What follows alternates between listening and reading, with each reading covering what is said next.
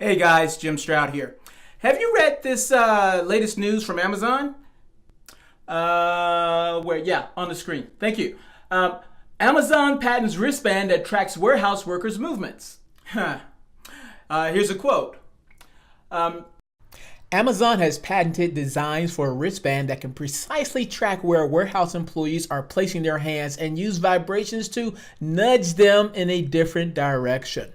When someone orders a product from Amazon, the details are transmitted to the handheld computers that all warehouse staff carry. Upon receiving the order details, the worker must rush to retrieve the product from one of the many inventory bins on shelves, pack it into a delivery box, and move on to the next assignment.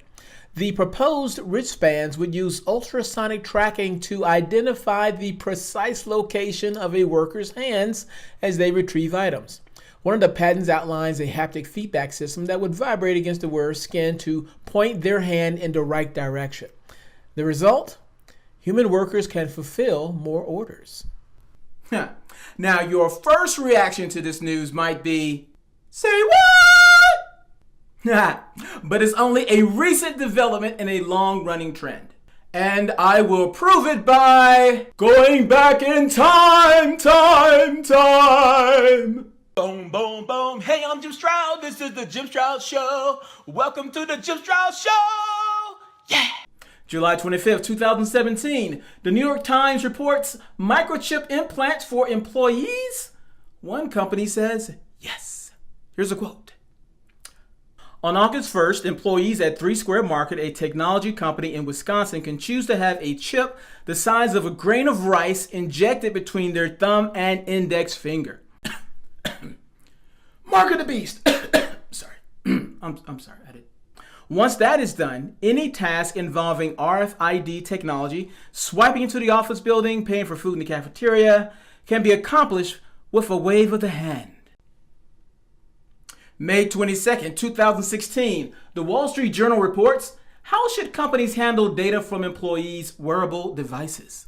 Quote, wearable electronics like the Fitbits and Apple Watches sported by runners and early adopters are fast becoming on-the-job gear. These devices offer employers new ways to measure productivity and safety and allow insurers to track workers' health indicators and habits. March 14, 2013, Business Insider reports companies are putting sensors on employees to track their every move.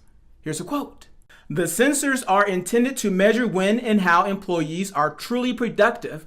While individual information is collected, it's anonymized to provide metadata and hedge against privacy concerns. The information is then used to suggest how employees and the companies as a whole can work more efficiently. In October of 2010, the Harvard Business Review has an article entitled Competing on Talent Analytics, where they cite these very interesting things. They are, Capital One creates automated data reports on employee attrition, headcount, and promotions.